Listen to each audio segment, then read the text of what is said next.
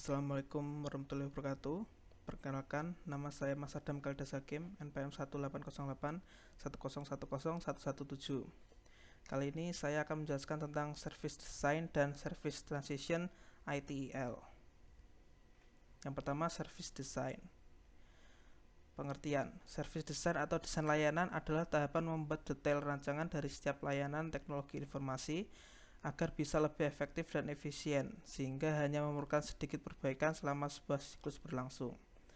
Namun demikian, perbaikan berkesinambungan harus tetap menjadi bagian tak terpisahkan dalam semua aktivitas service design, untuk memastikan bahwa solusi dan desain menjadi lebih efektif dari waktu ke waktu, serta mampu mengidentifikasi tren perubahan bisnis yang menawarkan peluang perbaikan. Tujuan dari service design. Yang pertama, desain layanan untuk memberikan manfaat bisnis yang telah disepakati. Yang kedua, desain proses untuk menunjang siklus hidup layanan. Yang ketiga, mengidentifikasi dan mengelola risiko. Yang keempat, desain keamanan dan kerentanan infrastruktur TI, lingkungan layanan, arsitektur, kerangka kerja, dan dokumen untuk menunjang kualitas dari desain solusi TI. Yang kelima, membangun keahlian dan kemampuan dalam TI. Service Design Package. Paket desain layanan atau dalam bahasa Inggris disebut Service Design Package atau SDP, mendefinisikan semua aspek layanan TI dan kebutuhan melalui setiap tahap siklus hidup pada ITIL. Paket desain layanan ini berisikan yang pertama, desain layanan termasuk desain arsitektur, persyaratan fungsional, SR atau SLA jika tersedia, layanan dan persyaratan manajemen operasional termasuk metrik dan indikator kinerja utama, layanan pendukung dan perjanjian. Yang kedua, model layanan yang menunjukkan keseluruhan struktur dan dinamika layanan, menunjukkan bagaimana aset pelanggan dan layanan, fungsi, dan proses pengelolaan layanan bersatu untuk memberikan nilai. Yang ketiga, penilaian kesiapan organisasi dan implikasinya. Yang keempat, rencana yang mencakup semua tahap siklus hidup layanan. Yang kelima, rencana untuk transisi layanan atau mencakup pembangunan dan perakitan, uji rilis, dan penyebaran, dan untuk penerimaan layanan operasional. Yang keenam, kriteria penerimaan dan strategi dan rencana untuk pengujian penerimaan pengguna. Lalu ada 4P pada service design. Yang pertama yaitu people, orang-orang keahlian dan kemampuan yang terlibat dalam penyediaan layanan TI. Yang kedua produk, yaitu teknologi dan sistem manajemen yang digunakan dalam memberikan layanan TI. Yang ketiga proses, yaitu proses peran dan aktivitas yang terlibat dalam penyediaan layanan TI.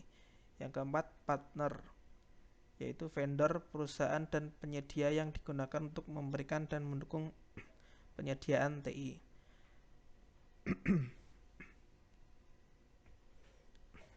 Selanjutnya, aspek-aspek utama pada service design. Yang pertama, solusi layanan baru TI. Pengenalan layanan baru atau diubah melalui identifikasi akurat kebutuhan bisnis dan definisi yang disepakati persyaratan layanan. Selanjutnya, sistem manajemen layanan. Sistem manajemen layanan dan alat-alat seperti portofolio layanan memastikan saling konsistensi dengan layanan lain dan alat yang tepat dukungan. Lalu yang ketiga, arsitektur teknologi dan manajemen. Kemampuan arsitektur teknologi dan sistem manajemen untuk mengoperasikan dan memelihara layanan baru. Lalu selanjutnya proses. Kemampuan semua proses, bukan hanya orang-orang dalam desain layanan, untuk mengoperasikan dan memelihara layanan baru dan berubah.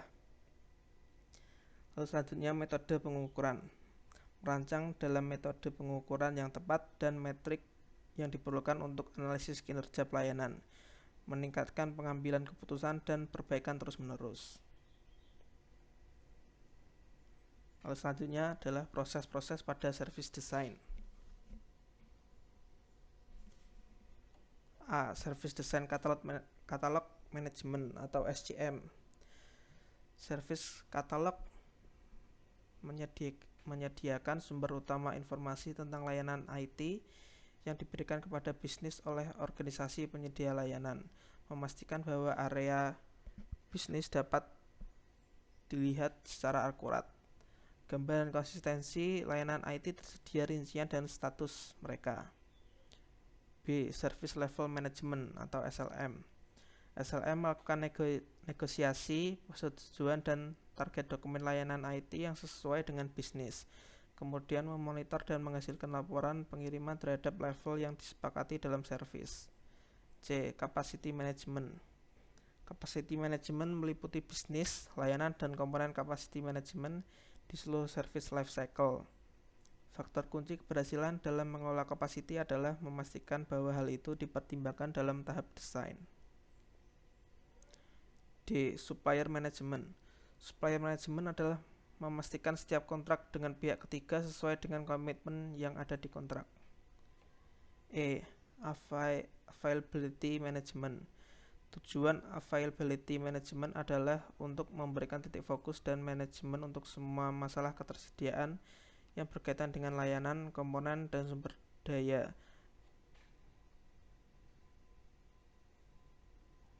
Memastikan bahwa ketersediaan target di semua bidang yang dapat diukur dan dicapai, dan bahwa mereka cocok atau melebihi ketersediaan saat ini di masa-masa yang disepakati kebutuhan.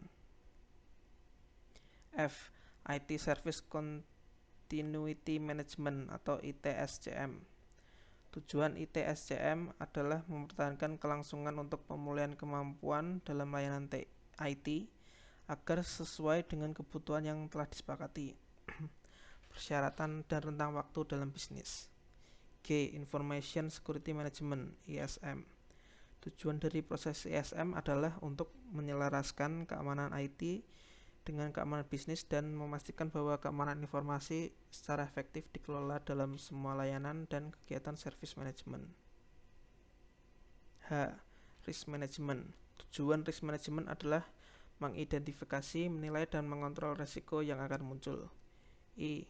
Compliance Management. Inti dari compliance management adalah menyesuaikan service dengan standar-standar yang berlaku di dunia internasional, baik secara legal atau hukum maupun tidak. J. Arsitektur Manajemen. Tujuan dari arsitektur manajemen adalah memastikan infrastruktur update mengikuti zaman. K. Design Coordination. Memastikan setiap layanan TI agar konsisten dalam pengelolaan.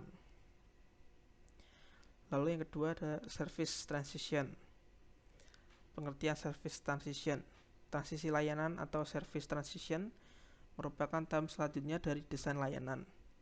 Di tahap ini memberikan gambaran bagaimana sebuah kebutuhan yang didefinisikan dalam strategi layanan kemudian dibentuk dalam desain layanan untuk selanjutnya secara efektif direalisasikan dalam operator layanan.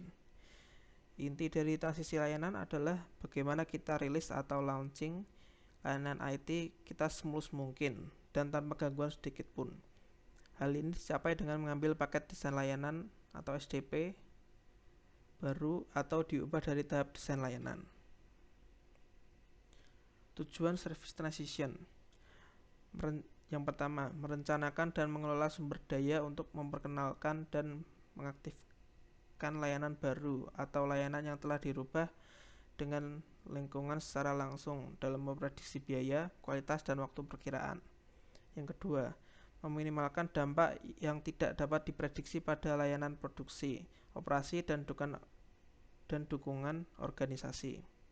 Yang ketiga, peningkatan pelanggan, pengguna, dan manajemen pelayanan staf kepuasan dengan penyebaran layanan baru atau yang telah dirubah, termasuk komunikasi, rilis dokumentasi, pelatih, dan transfer pengetahuan. Yang keempat, peningkatan penggunaan yang benar dari layanan dan aplikasi yang mendasari dan solusi teknologi.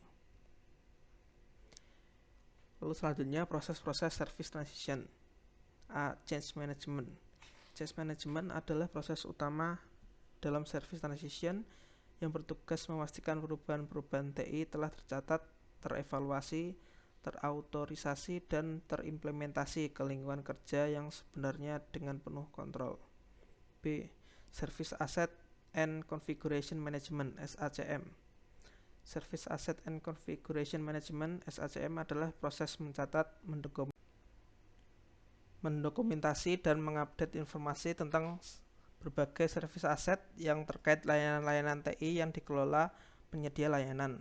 Cakupan SACM ialah manajemen siklus hidup lengkap setiap configuration item CI, yakni setiap CI dapat telusuri sejak dari tahapan pembelian hingga pembuangan. C. Release and Deployment Management.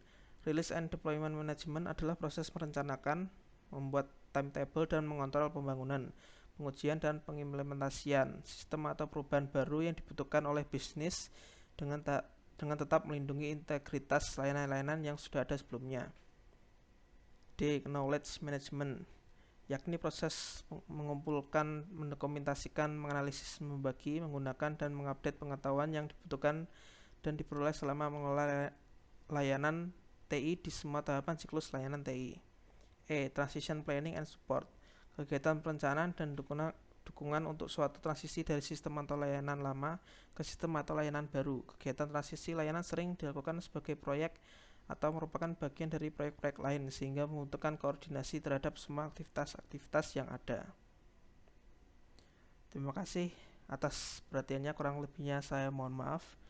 Wassalamualaikum warahmatullahi wabarakatuh.